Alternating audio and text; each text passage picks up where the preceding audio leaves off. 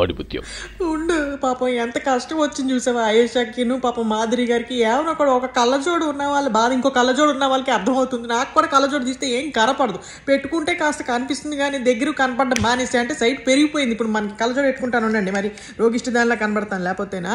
అందుకని కళ్ళజోడు ఉన్న వాళ్ళ ప్రాబ్లమ్స్ కళ్ళజోడు ఉన్న వాళ్ళకే తెలుస్తారా. మీరు ఎంత హేళన చేసినా సోడా బుడ్ అన్న 4 కళ్ళు ఉన్నాయి, ఎంత కష్టమో తెలుసా. కళ్ళజోడు పోయిందంటే ఏమో కూడా ట్రిప్లు వెళ్ళాక ఒక స్పేర్ పెట్టుకోండి, ఎందుకైనా మంచితో. సరే ఇది పడిపోయి విరిగిపోయింది అనుకో మనకి కళ్ళు కనపడవు. అందుకని ఎంత కాంటాక్ట్ లెన్స్ పెట్టుకున్నా ఎంత అన్కంఫర్టబుల్.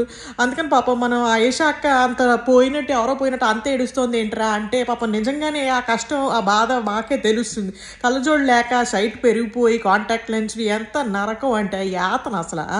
అందుకని పాపం ఆ పిల్ల బాధపడడంలో తప్పులేదు. అందుకని పాపం ఆ పిల్ల బోర్ని ఏడ్చేసింది, నాకు కళ్ళు కనిపించలేదు అనుకుంటున్నాను. పాపం మాధురి గారు కూడా అందుకని ఇంకా మాకు పోయింది ఛాన్స్ అన్నట్టుగా ఆవిడ కూడా బాధపడ్డారు. కానీ ఆవిడ మెంటాలిటీకి ఆవిడ పర్సనాలిటీకి గట్టిగా ఆయేషాని వేసుకుంటుంది, ఫుల్ తిట్టి పడేస్తుంది కైకేమని ఓడిపోయినందుకు అనుకున్నాను. కానీ పాపం ఆవిడ చాలా మెచ్యూర్డ్గా పోన్లే అమ్మాయి ఓకే ఏం కాదులే అనుకుంటూ పాపం అర్థం చేసుకుని ఏమనకుండా చాలా మెచ్యూర్డ్గా వ్యవహరించింది మాధురి గారు కూడా.